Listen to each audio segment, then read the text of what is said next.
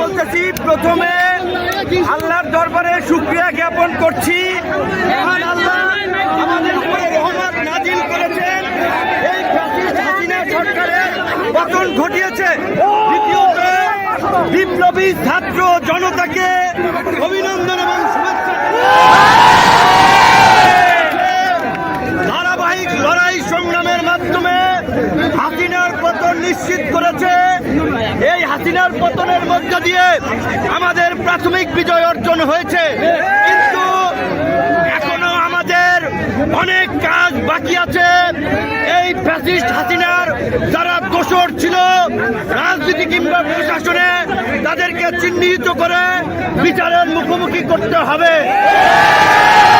এখন পর্যন্ত অন্তর্বর্তীকালীন সরকার হয় নাই, এইখানে যেন কোন সামরিক শাসন কিংবা কোন ভারত নিয়ন্ত্রিত সরকার প্রতিষ্ঠা না হয়। সেই জন্য রাজনৈতিক ঐক্যমতের ভিত্তিতে অনতিবিলম্বে অন্তর্বর্তী সরকার গঠন করতে হবে এবং ছাত্ররা ডক্টর মোহাম্মদ ইউনূসকে প্রধান করার যে প্রস্তাব দিয়েছে, আমার দল এবং আমরা সেই প্রস্তাব সমর্থন করছি। আমরা অনুরোধ জানাবো, আজকে সন্ধ্যার আগে মহামান্য রাষ্ট্রপতি ডক্টর ইউনূসের নেতৃত্বে অন্তর্বর্তীকালীন সরকার গঠন করে বিলুপ্ত পদের উপরে হামলার এদেশীয় এজেন্টদেরকে ব্যবহার করাটা চক্রান্ত করছে। আপনারা সংখ্যালঘুদেরকে নিরাপত্তা দিবেন। সংখ্যালঘু ভাই বোনদেরকে বলবো, এই বাংলাদেশ আপনার আমার আমাদের সকলের, এই দেশই আপনাদের নিরাপদ আশ্রয়স্থল। সবাই আপনারা মিলেমিশে থাকবেন, সকলে শান্ত থাকবেন, শান্তিপূর্ণভাবে আনন্দ উচ্ছ্বাসের বহিঃপ্রকাশ ঘটবেন। যারা গুরুতর অপরাধ করেছে তাদের ক্ষমা নাই। টিভি কার্যালয়ে আমাদেরকে গরু ছাগলের মতো ঝুলাইছে। হারুনের নেতৃত্বে এডিসি শাহীন শাহ, যুগ্ম কমিশনার খন্দকার নুরুন নবী সহ যারা, তাদেরকে অবশ্যই বিচারের মুখোমুখি। আমি বলেছিলাম, লজ্জায় তারা বলেন নাই।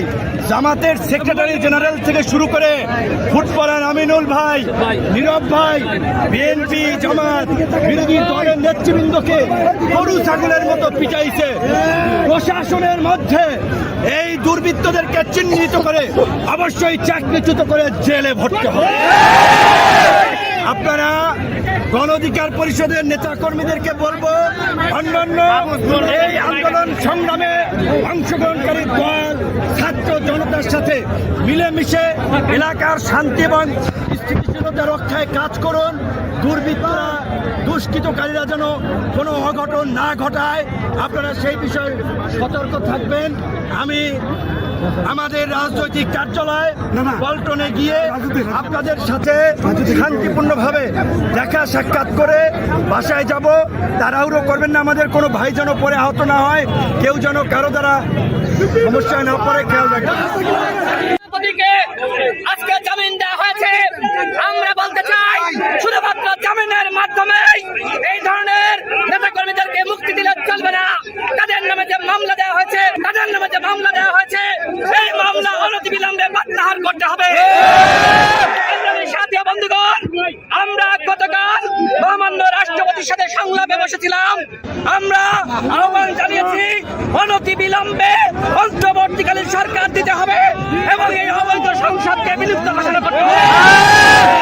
যদি এই সংসদ বিলুপ্ত না করে আরএমজি 1-11 বানানোর ষড়যন্ত্র করা হয়, ফখরুদ্দিন মঈনুদ্দিন বানানোর ষড়যন্ত্র করা হয়, বাংলাদেশের জনগণ সেটি মেনে নেবে না।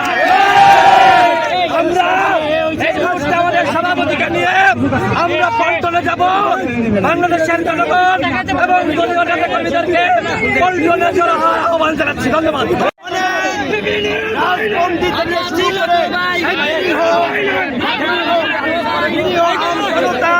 কারাবন্দী আছে, অনতিবিলম্বে নির্বাহী আদেশের